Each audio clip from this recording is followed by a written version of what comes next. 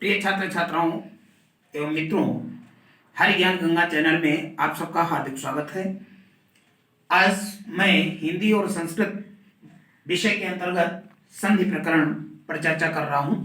पिछले video number 1 में आपने दीर्घ स्वर संधि को पढ़ा था। आज स्वर संधि का दूसरा पार्ट गुण स्वर संधि को लेकर के उपस्थित हुआ हूं। इसे आप देखें, समझें, लाइक करें, शेयर करें, सब्सक्राइब करें और अपने अन्य मित्रों को भी शेयर करें, वह भी सब्सक्राइब करें ताकि अधिकाधिक सभी को इसका लाभ मिल सके। तो आइए देखते हैं गुण स्वर संधि। गुण स्वर संधि का सूत्र है आद गुणा। क्या सूत्र है? आद गुणा। आद गुणा सूत्र संस्कृत में है, इसको हम हिंदी में एक्सप्लेन करेंगे।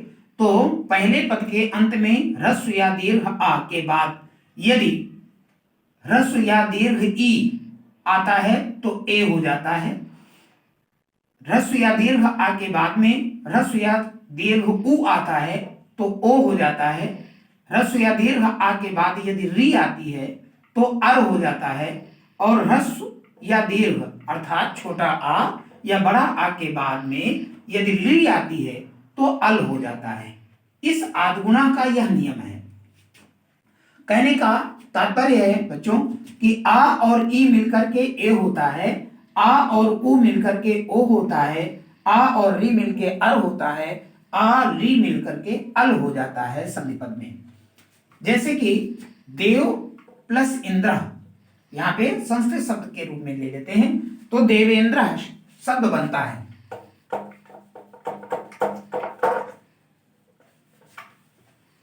यहां पे देखिए देव, अब इस वा में आ स्वर है और यहां पे ई स्वर है। इस प्रकार से ये ए मिल गया तो संधि पद हमारा क्या बनेगा? देवेंद्र। कैसे बना? देव शब्द है और वा में आ और ई मिलकर के ए का रूप ले लेता है और वा पे ए की मात्रा के रूप में यहां पे प्रयोग हुआ है इसका। इसी प्रकार से जैसे उमा प्लस ईशा, तो यहां क्या हुआ? उमा का क्या हो जाएगा? आ और यहां दीर्घ आ है और यहां दीर्घ ई है, यानी बड़ा आ बड़ा ई मिलकर के भी ए ही होगा। तो यहां पे क्या हुआ? उमेशा। ये देखिए ये सार्थक पद हैं। देव, देव का मतलब देवता होता है, और इंद्र देवताओं का जो इंद्र है यानी स्वामी है वह देवेंद्र है, अर्थात देवराज इंद्र के लिए है शब्द। उमा यानी पार्वती जी, ईशा माने स्वामी, पार्वती के जो स्वामी है वह उमेश है अर्थात शिव जी।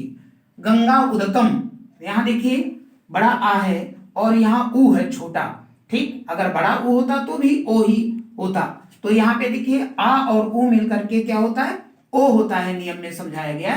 तो यहां संधि पद क्या होगा? गंगोदकम। नियमानुसार गंगोदकम। इसी तरह से आपका जैसे यहाँ पे बड़ा आ है और री आया है आ के साथ में, तो वहां पे अर हो जाएगा। जैसे महा प्लस ऋषि, तो ये इसका संधि पद क्या होगा? महर्षि। महर्षि अर, देखिए महर अर निकल रहा है और यहां यदि हम विसर्ग लगा देंगे तो यहाँ विसर्ग का प्रयोग हो जाएगा, महर्षि हो जाएगा। इसी प्रकार से अल होता है कैसे? आ ह्रस्व या दीर्घ आ के बाद में यदि ली आती है तो अल हो जाता है नियमानुसार। जैसे कि तव प्लस लिकार या तव प्लस लिकारा, तो शब्द क्या हो जाएगा? तवल कारा। क्या हो जाएगा? तवल कारा। तो इस प्रकार से हम दो प्रकार से प्रश्न दिए जा सकते हैं आपकी परीक्षा में। विच्छेदित पद दिया जाए और उसका संधि पूछ दिया जाए, या फिर संधि पद दे दिया जाए तो उसका विच्छेद पूछ दिया जाए, या फिर संधि पूछ दी जाए कि निम्नलिखित दिए गए विच्छेदित पद में कौन सी संधि है, या इस शब्द में कौन सी संधि है, इस संधि का क्या विच्छेद है, क्या नियम है। तमाम प्रकार से एक संधि से प्रश्न पूछे जा सकते हैं। क्वेश्चन नंबर 1 विच्छेदित पद का संधि पद होगा। क्वेश्चन नंबर 2 संधि पद का विच्छेदित पद होगा। निम्नलिखित में से सभी ऑब्जेक्टिव क्वेश्चन आते हैं। नियम नंबर 3 गुण स्वर संधि का सूत्र क्या है? तो आद गुणा अभी हमने लिखाया था, आद गुणा सूत्र है। गुण स्वर संधि का नियम क्या है? तो सामान्य सा सरल नियम मैंने अलग अलग कर दिया कि आ और ई मिलकर के ए हो जाता है, आ और उ मिलता है तो ओ बन जाता है, और आ के साथ में यदि री मिलता है तो अर, और आ के साथ में री मिलता है तो अल हो जाता है। आ ह्रस्व हो चाहे दीर्घ हो, इसी प्रकार से ई उ री ह्रस्व हो या दीर्घ हो, वह ए ओ अर अल के क्रम में ही परिवर्तित होते हैं। तो ये आपका दीर्घ गुण स्वर संधि हुआ। आगे आपका वृद्धि स्वर संधि आपको समझा रहे हैं। वृद्धि स्वर संधि को पढ़ते हैं।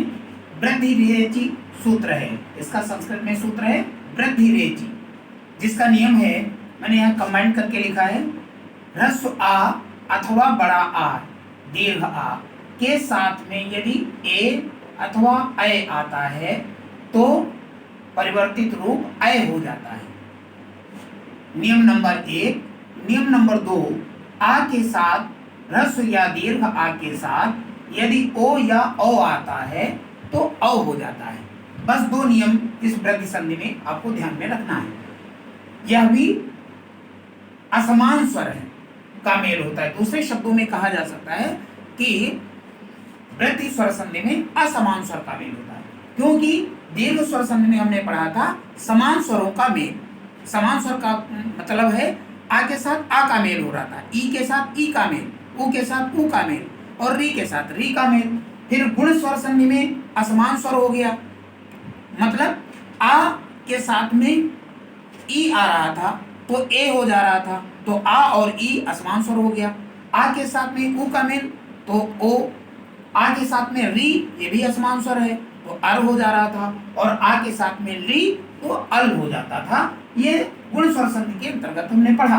अब वृद्धि संधि में भी देखिए असमान स्वर है, आ या आ के बाद ए या ए आए तो ए, और आ या आ के बाद ओ या औ आता है तो औ हो जाता है।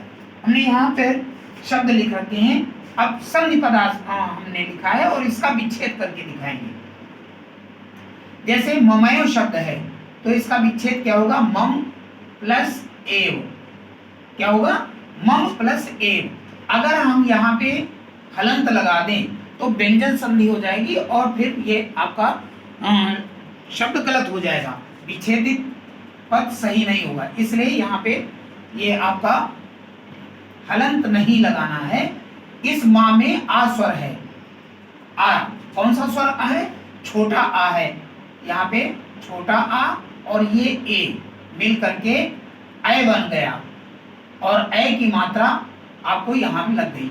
ए की मात्रा जो होती है वो एक मात्रा होती है, और ऐ की जो मात्रा होती है वो 2 मात्राएं होती हैं ऐसे। तो ये ऐ का मतलब यहाँ पे 2 मात्राएं आ गई, ममयो। इसी प्रकार से देखिए रामयो, रामयो शब्द है तो यहाँ पर रामयो शब्द है। अब रामयो में देखिए विच्छेद क्या होगा? राम धन एव। अब यहाँ पे इस माँ में छोटा आ है और ए है, इस प्रकार से आ और ए मिल करके ये आपका ऐ हो गया, और इस ऐ की मात्रा यहाँ पे लग गई, रामयो शब्द बन गया। इसी प्रकार से तथैव, यहाँ पे देखिए तथैव शब्द का विच्छेद करेंगे तो तथा प्लस एव होगा।